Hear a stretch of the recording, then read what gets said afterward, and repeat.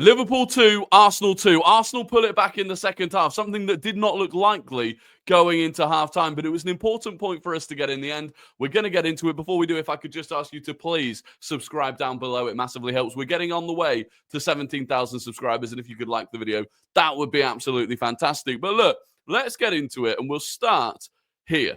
We'll start with Arsenal's missed opportunities. It was the story of the season so far in that first half. We have big chances. We don't take them. They go up the other end and score. Bukayo Saka's chance is a fantastic chance. He has to take it. He does have to take it. A player of his level, a player of his quality, consistently needs to be finishing those chances. It was a really, really well-worked set piece. Completely caught Liverpool out with it. And it was frustrating not to score. For me, though, the even more frustrating one was this one.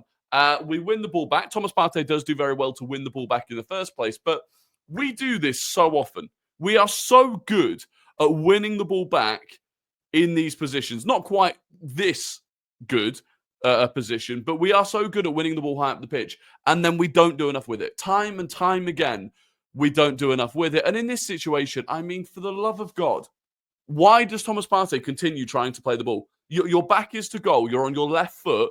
Just leave it. Leave it for Trossard. But this is where we need a big striker. This is where Viktor Gyökeres in this situation comes in and he absolutely smashes it. He smashes the ball. He smashes Partey out of the way if Partey stood there because he is a goal scorer.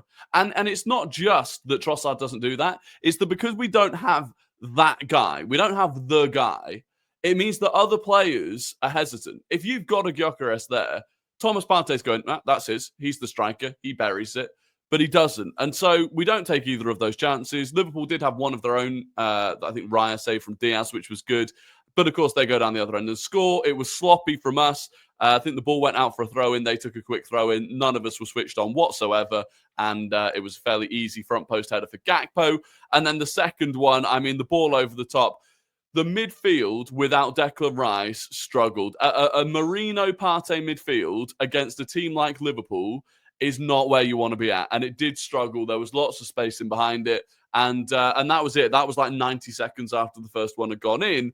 And at that point, to be honest, you're thinking, we're 2-0 down at Anfield. We're playing fairly poorly. We don't have any of the spine of our team. This could get ugly. And I was genuinely worried, if Liverpool just get into that groove, they're enjoying it, they're having fun, that it could have got bad. Fortunately, we got into halftime at 2-0. I don't know what Mikel Arteta said to them. I don't know what Martin Odegaard said to them, rallied the troops. But we came out in the second half and we were a lot better. So we came out in the second half and we get one back fairly quickly. In fact, we'd actually had a chance before this. Trossard pulled it back to Merino. Merino should have done better, in my opinion. But then again here, Trossard, very, very good ball in. Martinelli finds himself in a bit of space, and it's a really good header. That's a striker's header. The glancing just directed it. Didn't need to get a huge amount of power on it. But throughout that second half, that move of putting Martinelli centrally was really paying off. He was stretching the back line, his movement, they were really struggling to deal with it. And that's good. That's what we want to see. Now, should it have taken this long for us to realize that Martinelli could cause problems through the middle, given, how often we've been playing Mikel Merino there? I'm not so sure. But that was good to see. And then the second one, Martin Odegaard. He's found his left foot again. He's found the ability to shoot again. Had that unbelievable shot against PSG that Donnarumma just miraculously saved. And maybe that gave him the confidence to be like, oh no, I can still strike a football. And it's a brilliant strike from the edge of the box. Alisson just about keeps it out, saves it onto the inside of the post. And Mikel Merino is there again. The striker's instinct to follow it up more quickly than Trent Alexander-Arnold, who was playing him onside. And at that point, honestly, I thought we might go on and win the game. at that point. Liverpool, as they have every right to be, in fairness, not really asked. They're not really asked at that point. And 3 points, of course, would have secured us Champions League football guarantee for next season. So a bit disappointing that we didn't do that. And then, of course, Mikel Merino goes and gets sent off. I think that's complete fatigue. I think the ball into him.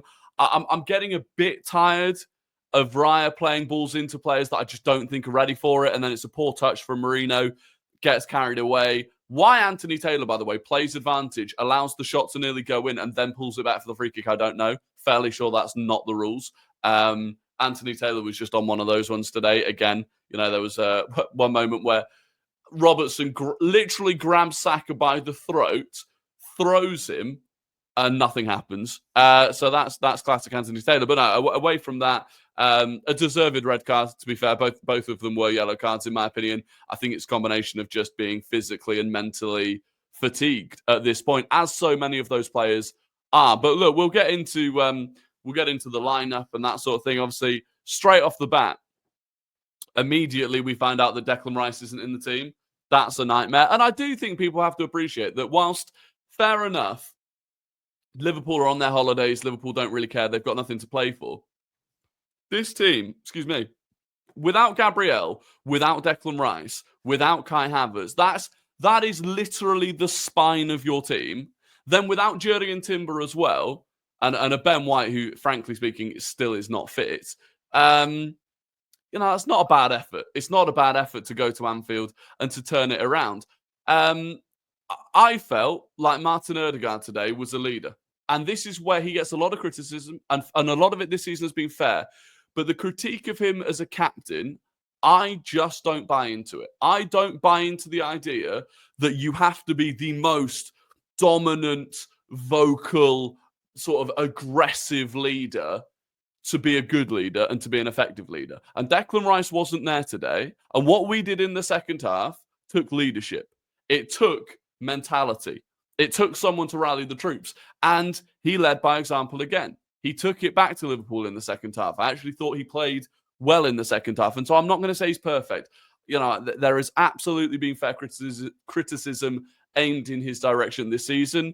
But fair play to him today, because second half I thought he stepped up. And the same with Martinelli. I thought, not just moving centrally, trying to make things happen, pulling that defence left and right and stretching them. But also, there was a moment with maybe 7 or 8 minutes to go where, the way he sprints back, I just thought he's got the right mentality. He just needs more opportunities in central areas. I think he needs to be receiving the ball more often in central areas, and whether or not he'll get that, I don't know. But no, I thought he had a good game today. Saka was good, but again, should have taken that opportunity. Thought Partey and Merino as a pairing struggled. Saliba looks exhausted. I think he is genuinely the lapses of concentration. Miles Lewis-Skelly up against Salah, that's always going to be a tough game. Thought he handled it fairly well. And that was it. But obviously, Liverpool had a fairly strong lineup. I mean, other than McAllister and I guess Trent, that's basically their strongest lineup. So, I think we did well. And there are things to take from it. We've avoided losing to any of the big six in the Premier League for another season. I think it's now 25 months since we lost to a big six team in the Premier League. That's not a trophy. That means nothing. It means nothing. But I do think it means something in terms of the mentality of the players, the ability of Arteta to deal with the top-level coaches that are at those teams.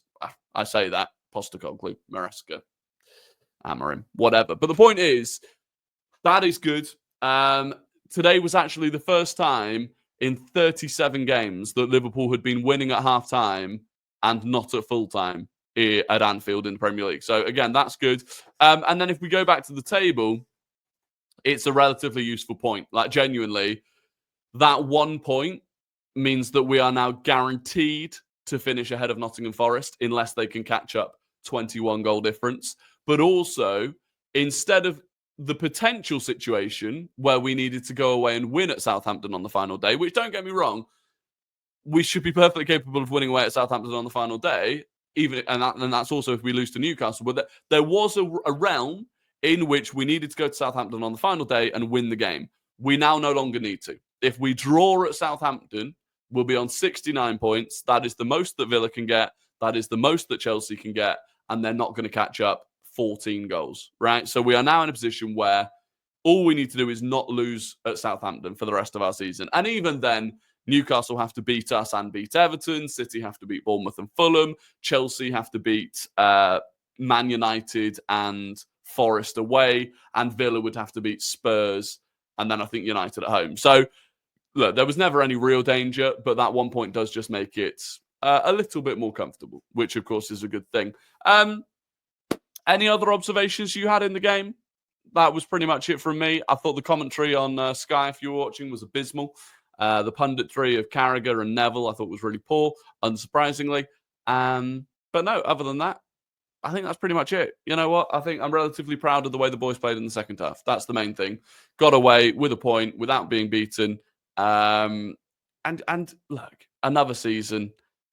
This season could have gone completely differently. You know, we've played Liverpool home and away. We've drawn both games. At home, we did it without Saliba. Gabriel gets injured. I think Miles Lewis-Skelly was at left back. Other players were missing as well. Erdegaard was missing. And then, obviously, away, we go there without a whole host of players, and we draw as well. So, yeah, look, the season could have gone differently, but it didn't. And we have to go again next season. But I am confident. I am confident going into next season. So, that's the end of the video. If you could like, subscribe, all of that good stuff. I will catch you on the next one tomorrow, which is going to be more of like a review of where we're at as a club right now, which I think is a better position than most people are giving us credit for. And yeah, other than that, enjoy the rest of your Sunday, and I'll catch you on the next one. Till then, goodbye.